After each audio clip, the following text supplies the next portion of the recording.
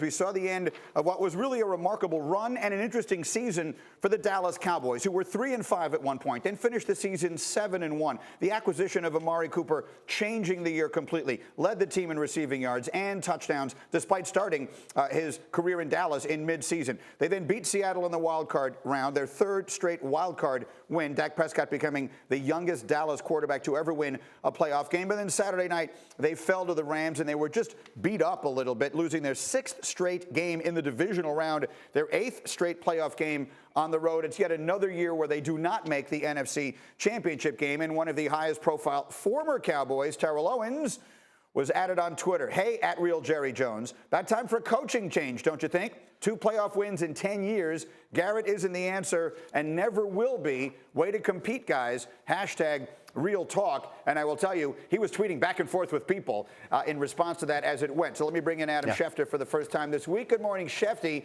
What can you tell us at this point, season's now officially over, about Jason Garrett's future in Dallas? Well, T.O. doesn't want Jason Garrett back, but there has not been any indication that Jerry Jones won't have him back. I think that there was speculation early in the season when the Cowboys were struggling and floundering, but the fact that they were able to win the division and go on to win a playoff game has quieted that talk. It would be an upset if Jerry Jones decided to take action at this point in time, despite the fact that T.O. is calling for Jason Garrett's job, tweeting about it, and wants him out. Again, it's been interesting because there have been various points during the Jason Garrett tenure where people have wanted him out, where there's been speculation he'd be out, but he's done a great job of surviving, and the team has done a good job of advancing, and right now there's no indication that Jerry Jones is willing to make a change. Now, that is not the only interesting decision they have in front of them this offseason. We got guys looking for new contracts. Take us through a few of those situations, beginning with the quarterback.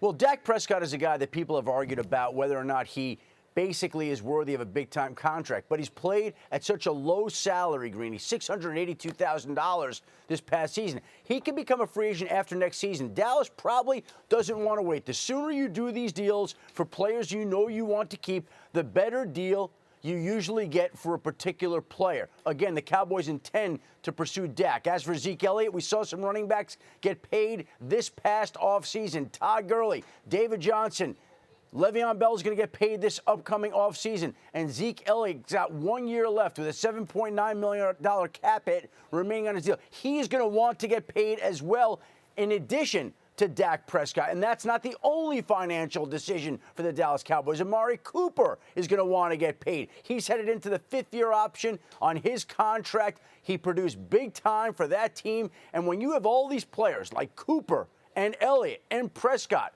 all scheduled to go into the last year of their deals, you've got some major financial work to do in the offseason, and that doesn't include some of the other moves that they have to make, like signing DeMarcus Lawrence, who was their franchise player last offseason, who's going to be a priority to re-sign this offseason. This is always the downside to having successful seasons. The Dallas Cowboys have had one, and now it's going to cost them, which they're happy to pay, but it's not going to be easy to figure out. All right, great work, Shefty. Thank you so much. We'll check in with you, obviously, multiple times as the week goes on. Let me take it to the table here. We'll do it quickly here. Dan, I want to go to you on the quarterback. In your opinion, seeing what you saw from Dak Prescott, have the Cowboys found their quarterback of the future? No ifs, ands, or buts. Absolutely. The biggest question, that's why this season is a success for the Cowboys. Their biggest question was, do we have a quarterback? The move to Amari Cooper kind of solidified that question. It also solidified for the answer for the Cowboys. Dak Prescott, especially that last 5 or 6 weeks, certainly proved, listen, I'm the guy for the future. Continue to build around me. The biggest thing for this, Greeny, is if you're going to sign him long term and he's your guy for the future, which he should be, you've got to change your offense. 100%. You have to change your offensive coordinator to give yourself a better chance to use all of his talents. Well, that's interesting because that takes you directly to the coaching. Do you believe Jason Garrett stays the coach there long term? Do you believe that he deserves to be the coach there long term? Greeny, I think it's interesting. Adam, just talked about he's done a good job of surviving. Right. Well, you're probably in the wrong organization if that's all you want to achieve. To me, forget about surviving. Let's talk about achieving. And this is the same owner that ended up, getting rid of Tom Landry and going with Jimmy Johnson out of nowhere. Right. I can definitely see him rolling the dice for Lincoln Riley. And to me, yes, would it be an unbelievable gutsy move and not a safe move? Yeah, it would be. But who better than Jerry Jones to make that move? So that's still a year away at minimum. I agree with Yeah. you, and that would satisfy what you're talking about, right? Yeah. That's the offense of 2019 and beyond. Look at who we're going to see next weekend. We're going to see Andy Reid, incredible play caller. We're going to see Josh McDaniels, incredible play caller. We're going to see Sean Payton and Sean McVay.